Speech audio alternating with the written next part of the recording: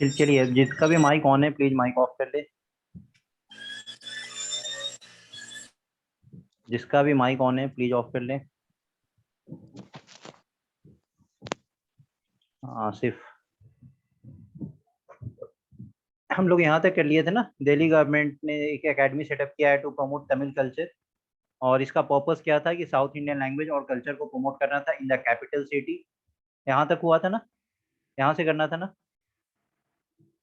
Yes sir. Okay, चलिए 6:45 तक हम लोग ये करेंगे, उसके बाद हम लोग एमसीक्यू करेंगे। PM Modi flags of world first double stack container train. World का पहला double stack container train. Double stack container train का मतलब आप लोग समझते हैं, जो मालगाड़ी होती है ना, तो आप लोग जो गुड्स ट्रेन, जिसको मालगाड़ी के नाम से, जनरली मालगाड़ी के नाम से बोला जाता है, गुड्स ट्रेन जो होता है, तो क्या होता है कि वो सिंगल स्टैक का होता है। अब डबल स्टैक, उसके ऊपर एक ट्रेन के ऊपर एक और ट्रेन रहेगा। उसको अभी पीएम मोदी ने वर्ल्ड का पहला ऐसा डबल स्टैक पैसेंजर ट्रेन, तो ऐसा निकला हुआ है, डबल पैसेंजर ट्रेन निकला हुआ है, लेकिन अभी तक डबल स्टैक ट्रेन नहीं था कि ट्रेन के ऊपर ट्रेन। जो डबल डेकर बस होता है ना, डबल डेकर ट्रेन होता है, इसी तरीके से डबल स्टैक ट्रेन है। यहाँ पे क्या होगा, गुड्स दो लेवल पे कवर किया जाएगा। तो recently prime minister Narendra Modi has flagged off the world's first double stack long haul container train from New Ateli. New Ateli कहाँ पे है? हरियाणा में है। To new Kishanganj in Rajasthan. तो कहाँ से कहाँ तक अभी कनेक्ट किया गया है? हरियाणा से राजस्थान तक। New Ateli in Haryana to new Kishanganj in Rajasthan. तो आपसे एग्जाम में बस यही पूछा जाएगा कि वर्ल्ड का पहला डबल स्टैक कंटेनर ट्रेन जो है, ये किस प्लेस से किस प्लेस तक लॉन्च किया गया? तो न्यू एटली टू न्यू किशनगंज। न्यू एट्टी कहाँ पे? हरियाणा में। न्यू किशनगंज कहाँ पे? राजस्थान में। ऐसा आपको तीन चार ऑप्शन दे देंगे, तो आपको कंफ्यूज नहीं होना है। न्यू एटली टू न्यू किशनगंज। वर्ल्ड का लार्जेस्ट फ्लोटिंग सोलर प्रोजेक्ट कहाँ पे स्टार्ट होने जा रहा है? मध्य प्रदेश में स्टार्ट होने जा रहा है। The world's largest floating 600 megawatt solar energy project to be constructed at Omkareshwar dam. अब ये न्यूज में है ओमकारेश्वर डैम, तो कल को ओमकारेश्वर डैम से क्वेश्चंस बन सकता है कि ओमकारेश्वर डैम किस रिवर पे सिचुएटेड है, किस स्टेट में ये लोकेटेड है। तो आपको पता होना चाहिए। अब ऐसे ही ओमकारेश्वर डैम पे क्वेश्चन क्यों बनेगा? कहीं ना कहीं ये न्यूज पे एसोसिएटेड था, तो इसलिए इस पे क्वेश्चन बन सकता है। तो वर्ल्ड का लार्जेस्ट फ्लोटिंग सोलर प्रोजेक्ट कहाँ स्टार्ट होने जा रहा है? मध्य प्रदेश में स्टार्ट होने जा रहा है। किस डैम पे? ओमकारेश्वर डैम। वो कहाँ पे लाई करता है? नर्मदा रिवर पे लाई करता है, इन खांडवा डिस्ट्रिक्ट ऑफ मध्य प्रदेश। तो आप लोग बस लिख लीजिए कहीं पे साइड में, world's largest floating solar project, Omkareshwar dam, Narmada river, Madhya प्रदेश।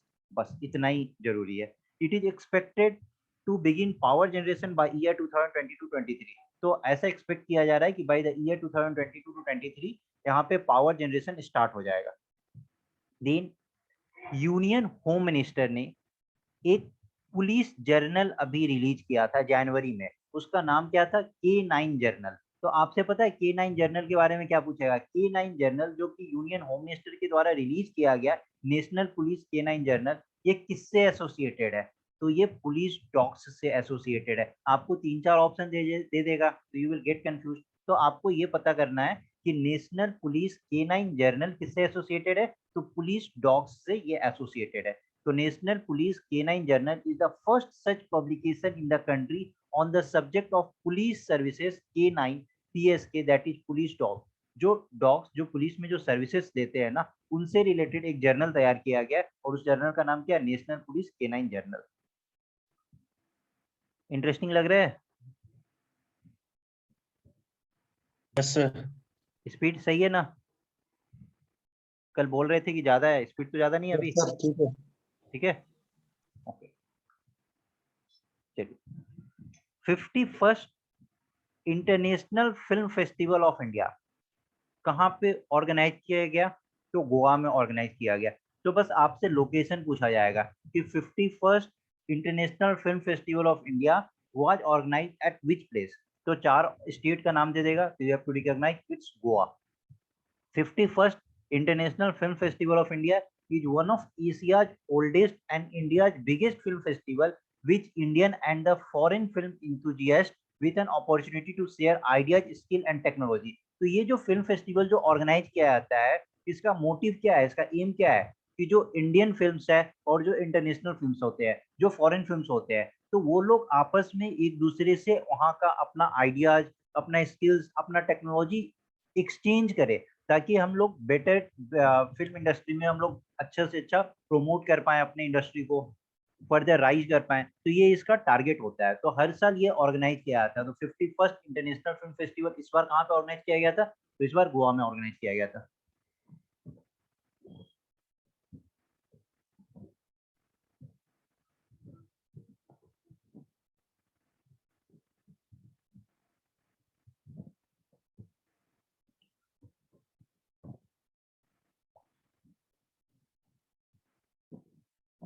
चलिए, 4th ग्लोबल आयुर्वेद फेस्टिवल जो कि वर्चुअली मनाया गया, कहाँ पे मनाया गया? केरला में मनाया गया। अब ये क्यों इंपॉर्टेंट है? तो अभी 4th ग्लोबल आयुर्वेद फेस्टिवल क्यों मनाया गया था? तो कोविड को देखते हुए, पोस्ट कोविड वर्ल्ड जो है ना, उस चीज को देखते हुए अभी आयुर्वेद पे बहुत ज्यादा फोकस किया गया था। क्योंकि लोग कह रहे थे ना, योगा एंड ऑल ये सब करने से आपका लंग्स क्लीन रहता है, तो ज्यादा कोविड का इफेक्ट नहीं होता है। तो इस चीज को देखते हुए अब फिजिकली तो वहां पे सेलिब्रेट नहीं किया जा सकता था ये फेस्टिवल, तो ये फेस्टिवल कैसे सेलिब्रेट किया गया? तो वर्चुअली सेलिब्रेट किया गया। कहाँ पे किया गया? तो केरला में किया गया। तो 4th global Ayurveda festival to held virtually in Kerala. The conference, ये सब जनवरी मंथ का करंट अफेयर्स है, इसलिए यहाँ पे लिखा हुआ टू बी हेल्ड वर्चुअली। ठीक है, तो अब कंफ्यूज नहीं होना, ये सब हो चुका है। द कॉन्फ्रेंस किस चीज पे फोकस किया? On the relevance of Ayurveda in the post Covid world and the potential of Ayurveda in enhancing immunity. तो इम्यूनिटी कितना ज्यादा से ज्यादा इनहांस किया जा सके। द अच्छा, इसका जो फेस्टिवल जो हुआ था, इसका पार्टनर कौन था? ये जो फेस्टिवल ऑर्गेनाइज किया गया था, इसका पार्टनर कौन था? तो देखिए, federation of Indian chamber of commerce and industry is the festival and the industry partner. जो फेस्टिवल और industry partner global Ayurveda festival का किसने मिलकर ऑर्गेनाइज किया था? तो फिकी, federation of Indian chamber of commerce and industry, तो ये इसका पार्टनर था। इस तरीके से आपको याद रखना है। वर्चुअली सेलिब्रेट किया, अभी मैंने बताया 51st IFFI कहाँ पे सेलिब्रेट किया गया था? किस स्टेट में? किस स्टेट में सेलिब्रेट किया गोवा गया? में। गोवा में। Goa. Goa. Goa K9 Goa sir. K9 journal क्या था?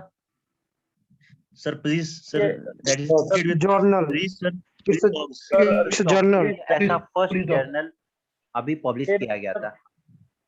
yes sir first journal yes, first journal ऐसा पब्लिश किया गया था। ओके। फिरोज शाह कोटला स्टेडियम कहाँ है? sir that's in Delhi Delhi. Cover किया था क्या? सर अब उसका अरुण नाम है जेटली सर स्टेडियम सर। इससे रिलेटेड को क्या न्यूज क्या था? अरुण जेटली स्टैचू Yes, अरुण जेटली का स्टैचू वहां पे। ठीक है। Basically sir Arun Jaitley was the sir president of the district yes, Delhi cricket association.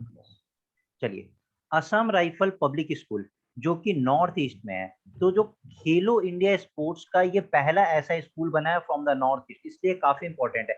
कभी भी नॉर्थ ईस्ट से रिलेटेड कोई न्यूज आए या कभी भी JNK से रिलेटेड कोई न्यूज आए, तो ये सब न्यूज काफी इंपॉर्टेंट होता है, क्योंकि यहाँ पे जितना अपलिफ्टमेंट होगा, जितना इंफ्रास्ट्रक्चर डेवलप होगा, जितना यहाँ पे मोर एंड मोर पीपल यहाँ पे कनेक्ट होंगे, तो हमारे देश के लिए काफी अच्छा है। तो इस तरीके का न्यूज काफी इंपॉर्टेंट होता है और मोस्ट ऑफ द एग्जाम्स में आप देखेंगे कि इस तरीके का न्यूज कवर किया जाता है। तो Assam rifle public school became the first Khelo India sports school from North East. Recently union minister of youth affairs and sports Kiran Rijiju, इन्होंने क्या लॉन्च किया? तो Assam rifle public school ARPS in Shillong as a Khelo India sports school first in North East. अब इसका objective क्या है? तो sports को इंटीग्रेट करना with education and develop sports in the country. अभी हमारा जो देश है, ओलंपिक में एक गोल्ड मेडल के लिए कितना ज्यादा तरस गया था। तो बहुत ही अच्छा लगा जब नीरज चोपड़ा को इस तरीके से गोल्ड मेडल मिला। तो बट आप देखो कि हम लोग अभी भी कितना पीछे हैं ओलंपिक्स में, हमारा देश कितना अभी भी पीछे है ना। तो हम लोग क्या है ना कि ज्यादा से ज्यादा हम लोग एजुकेशन पे फोकस करते हैं, रेदर देन हम एजुकेशन को स्पोर्ट्स के साथ कभी इंटीग्रेट नहीं करते हैं। तो इन सब चीजों पे ज्यादा से ज्यादा फोकस किया जा रहा है। अब ड्रीम 11, मिशन 11, ये सब जो चीज अब आ रही है, ये सब जो प्रोजेक्ट आ रहा है, ये सब क्या है कि स्पोर्ट्स को मेन फ्रेम में लेके आया जाए। तो इसलिए असम राइफल पब्लिक स्कूल को नॉर्थ ईस्ट से first Khelo India sports school में ऐड किया गया। इसका ऑब्जेक्टिव क्या है कि स्पोर्ट्स को इंटीग्रेट किया जाए with education and develop sports in the country, और हमारे कंट्री में स्पोर्ट्स का उतना ज्यादा डेवलपमेंट हो। Then ministry of port to start Sagarmala sea plane services. तो जो मिनिस्ट्री ऑफ पोर्ट है ना, इन्होंने क्या अभी स्टार्ट किया है, Sagarmala sea plane services start करने वाले हैं। अब ये सागरमाला सी प्लेन सर्विसेज क्या है, सागरमाला सी प्लेन सर्विसेज क्या है, किसी को पता है? पोर्ट से रिलेटेड कोई भी इश्यू होते हैं तो वो सॉर्ट आउट कर Connectivity and हाँ बताइए। It's meant promote tourism. promote connectivity, sir, tourism. ठीक है, चलिए एक आपने बताया कि प्रोमोट टूरिज्म, और क्या है, दो और Remote तीन चीज पे इस पर फोकस किया गया था। एक तो आपने बताया कि टूरिज्म को प्रमोट करने के लिए, remote locations पे जो वंडरफुल accessibility होनी चाहिए, कनेक्टिविटी होना चाहिए रिमोट लोकेशन से, वंडरफुल। और थर्ड क्या था, अभी देश किस चीज से जूझ रहा है सबसे ज्यादा? कोविड से। अरे नहीं, कोविड का इम्पैक्ट क्या है?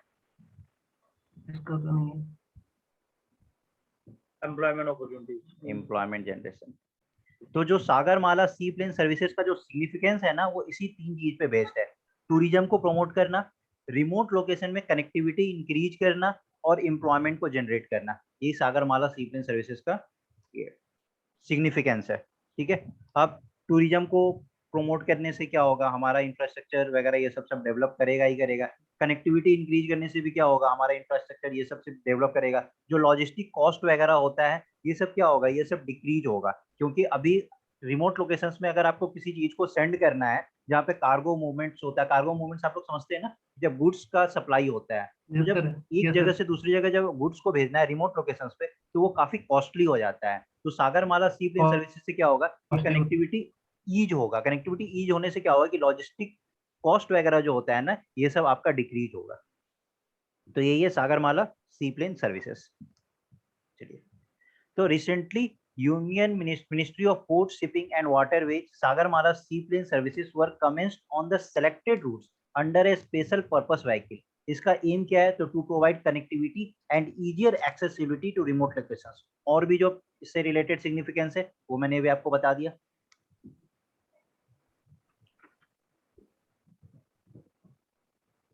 Supreme court asked centre to repeal old law regarding confiscation of a cattle. ये उतना इंपॉर्टेंट नहीं है, फिर भी अगर आपको देखना हो तो आप देख सकते हैं कि एक prevention of cruelty to animal, care and maintenance of case property animal rules. तो ये जो ओल्ड लॉ था इसको रिपील कर दिया गया है, इसलिए ये बहुत इंपॉर्टेंट नहीं है, इसको आप छोड़ सकते हैं।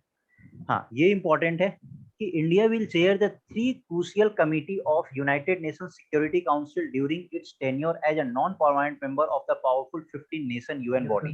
तो अभी इंडिया को नॉन परमानेंट मेंबरशिप, जो कि 2 इयर्स का टेन्योर मिलता है ना। Yes sir, yes sir. हाँ, तो इसमें अब इंडिया जो होगा वो चेयर करेगा। 3 कमिटी का जो हेड होगा वो इंडिया होगा। तो ये 3 कमिटी कौन कौन सा है, ये बहुत ही मोस्ट इंपॉर्टेंट क्वेश्चन बन सकता है आपके एग्जाम का, मोस्ट इंपॉर्टेंट।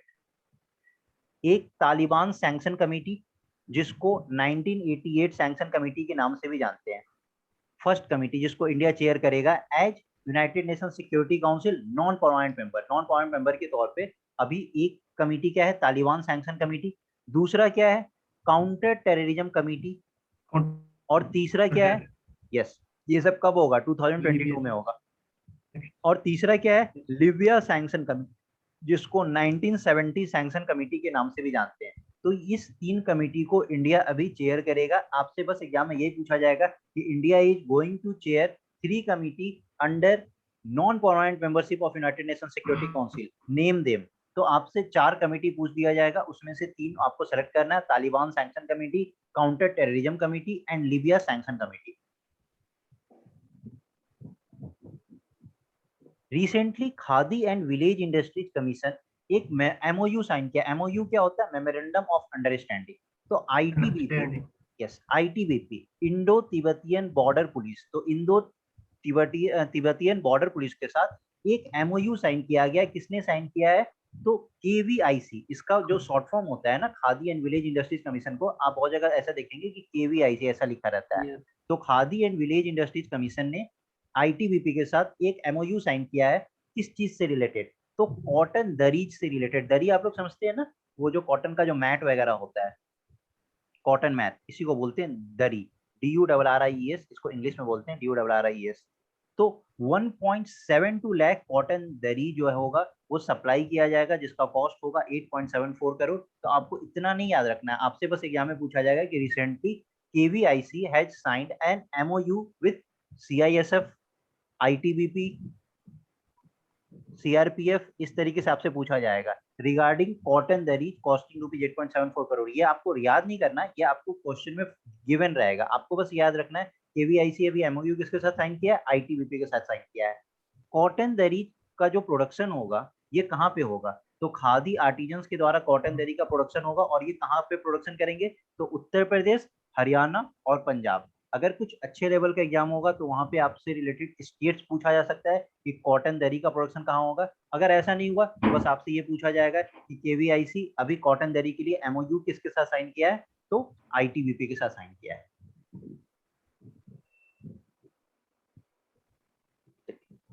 अब ये जो न्यूज है, new chief justice for 4 high courts, ये चीफ जस्टिस आपको एग्जाम से पहले आपको अपडेटेड रखना है, अभी इसका कोई रिक्वायरमेंट नहीं है, क्योंकि कब चेंज हो जाएंगे आपको नहीं पता है, ठीक है, तो इसको हम लोग रहने देते हैं। ये जनवरी मंथ का था, इसलिए जनवरी मंथ में मैंने इसको ऐड किया था, बट एग्जाम से पहले आपको अपडेटेड रखना है। तो आप जहाँ पे नोट्स बना रहे हैं वहाँ पे नोट्स बना लीजिए regarding chief justice before the examination, वहाँ पे लिख लीजिए, ताकि एग्जाम से जस्ट पहले आप उस चीज को अपडेट कर पाए कि किस जगह पे कौन से हाई कोर्ट्स में चीफ जस्टिस का अभी ट्रांसफर वगैरह हुआ है, कहाँ पे नए चीफ जस्टिस आए हैं। तो ये आप लिख लीजिए regarding chief justice just before the examination.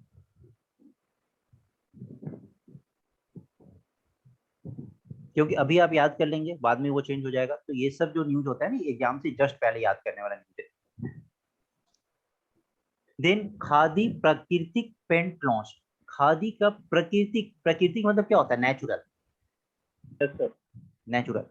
तो recently union minister Nitin Gadkari ने पहला ऐसा खादी प्राकृतिक पेंट लॉन्च किया है। तो ये किस चीज पे बेस्ड है, तो ये काऊ बेस्ड प्रोडक्ट पे बेस्ड है, जिसको काऊ डंग के नाम से भी जानते हैं।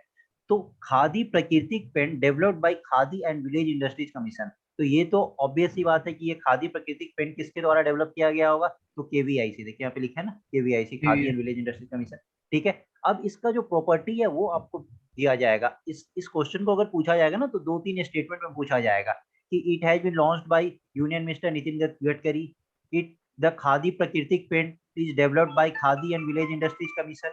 और तीसरा स्टेटमेंट क्या है कि it has an anti fungal and anti bacterial property and is certified by bureau of Indian standard. ये दो तो आप लोग इजीली कनेक्ट कर पाएंगे, बट ये जो प्रॉपर्टी है काफी इंपॉर्टेंट प्रॉपर्टी है कि इस पेंट को लाने का मकसद क्या था। तो ये जो काउडंग से जो पेंट बनेगा ना, इसके अंदर क्या होगा कि एंटी फंगल और एंटी बैक्टीरियल प्रॉपर्टीज होगा। और ये जो सर्टिफाई किया जाएगा, ये किसके द्वारा किया जाएगा, BIS, that is bureau of Indian standard के द्वारा इस चीज को सर्टिफाई किया जाएगा। तो ये दो जो प्रॉपर्टी है ये काफी इंपॉर्टेंट है, anti fungal and anti bacterial property. कभी कभी एग्जाम में पूछ लेगा it has solely anti fungal property, तो सोनली गलत हो जाएगा, इसमें दोनों है, anti fungal as well as anti bacterial property.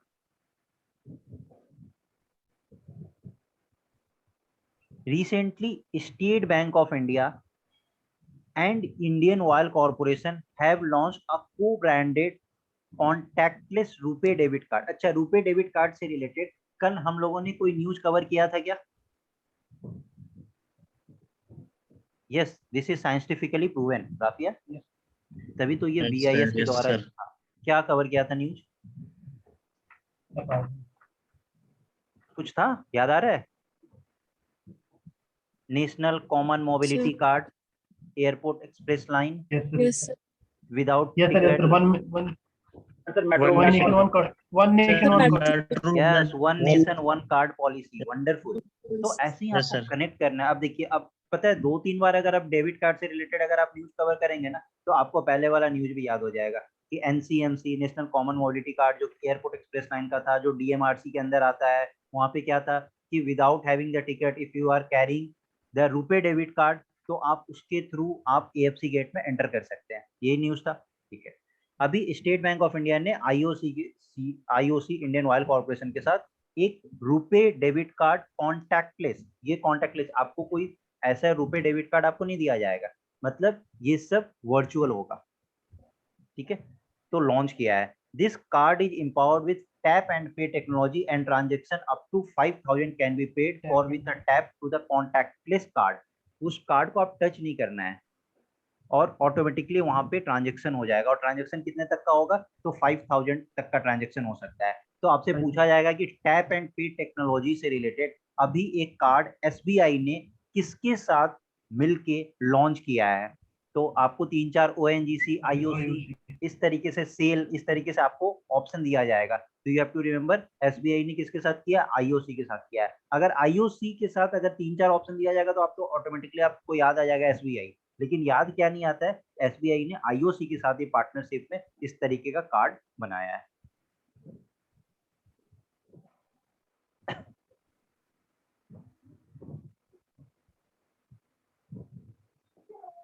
Recently, Justice Hima Kohli has taken oath as the Chief Justice of Telangana High Court। और ये क्यों इम्पोर्टेंट, अभी मैं ये क्वेश्चन क्यों करा रहा हूँ, क्योंकि आपसे ये पूछा जा सकता है कि first women chief justice of Telangana high court कौन बनी है। तो जस्टिस हिमा कोहली। अभी मैंने बोला था ना, वो 4 जो चीफ जस्टिस बने हैं जो भी है, उसको आप एग्जाम के पहले करेंगे। लेकिन ये क्यों इंपॉर्टेंट है, क्योंकि ये अब आपका जीके का क्वेश्चन बन गया। It is no more a GS, क्योंकि ये आपसे जीके में भी पूछा जा सकता है कि first women chief justice of Telangana high court, तो जस्टिस हिमा कोहली। ठीक है, अब तेलंगाना गवर्नमेंट से रिलेटेड, तेलंगाना गवर्नमेंट ने क्या रिलीज किया है, Telangana year of artificial intelligence 2020 and beyond. तो recently Telangana year of artificial intelligence 2020 and beyond has been released, highlighting the various achievements made in the sector by the Telangana government in year 2020। तो year 2020 में Telangana government ने artificial intelligence में बहुत सारा achievement देखा है। तो उससे रिलेटेड इसने एक रिपोर्ट रिलीज किया है जिसका नाम क्या है, Telangana year of artificial intelligence 2020 and beyond. तो ये आपको याद रखना है, इस तरीके से चेंज करके दिया जा सकता है। Telangana year of artificial intelligence के जगह पे इंफॉर्मेशन टेक्नोलॉजी दे सकता है 2020 एंड बियॉन्ड। तो आपको याद रखना है Telangana year of artificial intelligence 2020 and beyond. Recently ministry of transport and highway ने डिसाइड किया है कि रोड सेफ्टी मंथ और ऑब्जर्व किया जाएगा। तो ये जो रोड सेफ्टी मंथ है, ये कब से कब तक ऑब्जर्व किया गया, तो फ्रॉम 18 जनवरी टू 17 फरवरी। ये आपको याद रखना है, कभी कभी ऐसा पूछा जाता है कि road safety month was organised from 18 January to 17 February, कहीं दे देगा 18 फरवरी टू 17 मार्च, इस तरीके से। तो you have to just recall it, ये 18 जनवरी से 17 फरवरी के बीच में ministry of transport and highway ने रोड सेफ्टी मंथ को ऑब्जर्व किया था। सॉरी, इसका एम क्या था, to create awareness among general public and specially amongst the youth to improve safety on roads and to give an opportunity to all stakeholders to contribute to the cause of road safety। तो ज्यादा से ज्यादा youth इस चीज से inspired हो कि किस तरीके से आपको रोड्स पे सेफली व्हीकल्स वगैरह को ड्राइव करना होता है, क्योंकि ज्यादा जो एक्सीडेंट होता है वो यूथ का ही एक्सीडेंट देखा जाता है। ठीक है, तो इस चीज पे फोकस किया गया था। Okay, now MCQ. चलिए ये 1.26 वाला न्यूज़ कवर कर लेते हैं, उसके बाद एमसीक्यू करते हैं। Rajnath Singh unveils India's first indigenously designed and developed driverless metro. तो रिसेंटली रक्षा मंत्री Shri Rajnath Singh has unveiled state of the art driverless metro car. उसमें उस मेट्रो में ना ड्राइवर होंगे ही। तो ड्राइवरलेस मेट्रो कार अभी कहाँ पे अनवेल किया गया है, तो मुंबई में। तो Mumbai metropolitan region development authority, यहाँ पे मुंबई में जो मेट्रो आया है, तो दिल्ली में भी आ गया ये मेट्रो। तो मुंबई में जो मेट्रो आया है, इसमें क्या है कि उसमें ड्राइवर होंगे ही नहीं, ड्राइवरलेस मेट्रो होगा। तो driverless metro train are being manufactured, कहाँ पे ये मैन्युफैक्चर किया गया था, बीईएमएल बेंगलुरु कॉम्प्लेक्स। ये इंपॉर्टेंट नहीं है, सभी रक्षा मंत्री में कहाँ पे ड्राइवरलेस मेट्रो कार को अनवेल किया था। तो आपसे ऑप्शन पूछ सकता है दिल्ली, मुंबई, कैलकाटा, क्योंकि हर जगह मेट्रो है, चेन्नई। तो you have to remember it's Mumbai. Okay, still here, किसी को कोई डाउट है यहाँ तक में, किसी को कोई डाउट? No sir. सबका क्लियर है? No sir. सबका क्लियर है तो नो सर? क्लियर। चलिए फिर हम लोग अब एमसीक्यू शुरू करते हैं।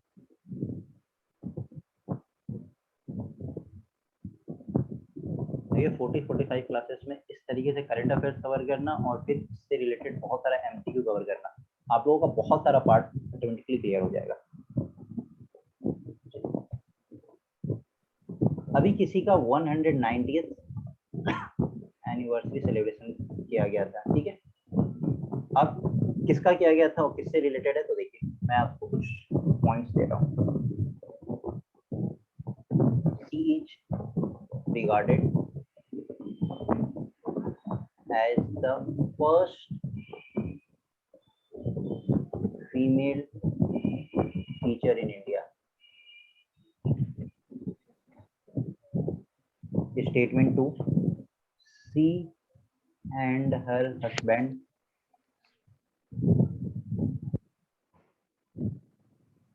founded one of the first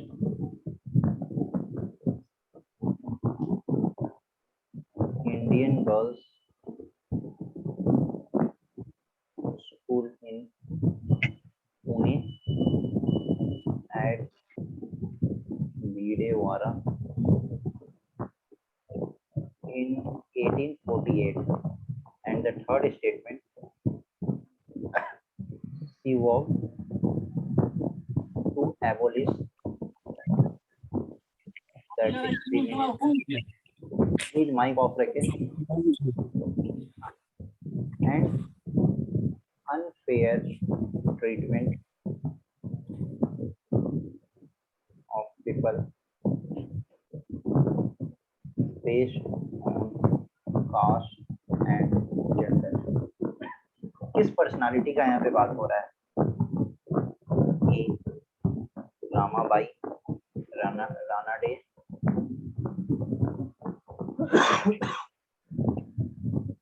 B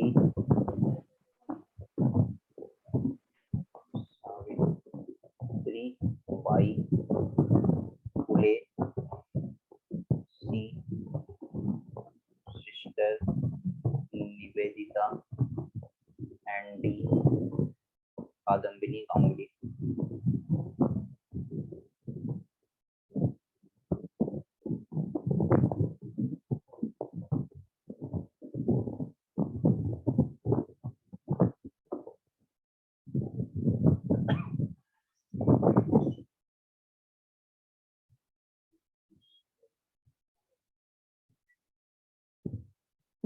चलिए बहुत लोग आंसर कर रहे हैं। Sir B. यस, जिनका भी बी है सबका करेक्ट है।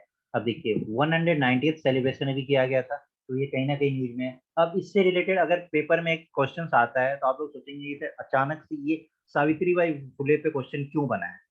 अच्छा, इनके हस्बैंड का नाम क्या था? Yes, you have read about Savitribai Phule. अरे वंडरफुल, चलिए आपने इनके बारे में पढ़ा है, बहुत अच्छी बात है। चलिए, तो she is regarded as the first female teacher in India. She and her husband founded one of the first Indian girls' school in Pune at Videwada in 1848, and she worked to abolish the discrimination and unfair treatment of people based on caste and gender. तो ये women empowerment पे इन्होंने काफी focus किया था। तो कौन थी ये? Savitribai Phule. Actually, she worked for Dalit women. Yes, okay. कभी क्वेश्चन अब इस तरीके से ये पूछा जा सकता है कि who is regarded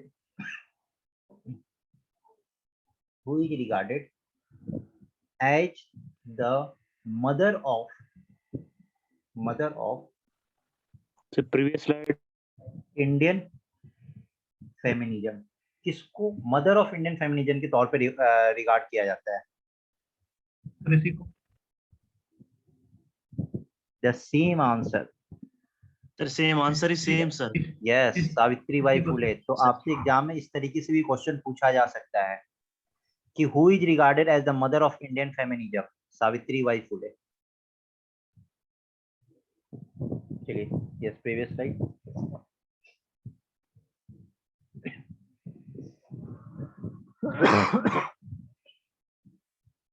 थोड़ा नोट डाउन करने का आप लोग इंक्रीज स्पीड करें, ठीक है? तभी हम लोग ज्यादा से ज्यादा एमसीक्यू कवर कर पाएंगे। और जो छूट जाता है ना, तो आप क्लास के बाद जब ये अपलोड हो जाता है तो वहां पे आप लोग इसको नोट कर सकते हैं। ओनर है, जब इतना लेट आए हो क्लास में, which of the following statement is or are correct about Mollem forest? Mollem का नाम सुना है आप लोगों ने? Statement 1, save Mollem is a protest against exemption from wildlife clearance Goa's Mollem Forest. Statement 2, Mollem Forest is in Eastern Ghat, which is one of the world's biodiversity hotspot. And the statement 3, these forests feed Goa's lifeline, that is Mandovi River. It is the major source of potable water for Goa. 1 and 2, B, 1 and 3, C, 3, D, 2 and 3. अच्छा, आप भूल गए थे कि class है?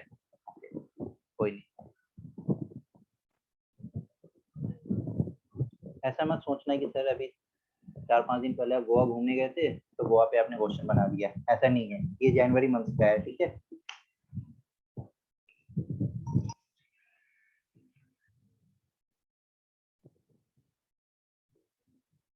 Okay, fine. Let's see which is the correct answer. चलिए, ये news में क्यों था पहले मैं आपको ये बता दूं, उसके बाद इसका आंसर बता दूं। देखिए, अभी 3 प्रोजेक्ट्स लॉन्च हुआ था, ठीक है? तो ये क्या क्या प्रोजेक्ट था वहां पे? तो एक था पावर ट्रांसमिशन लाइन, दूसरा क्या था? Double tracking of railway line. हाँ, डबल ट्रैकिंग ऑफ रेलवे,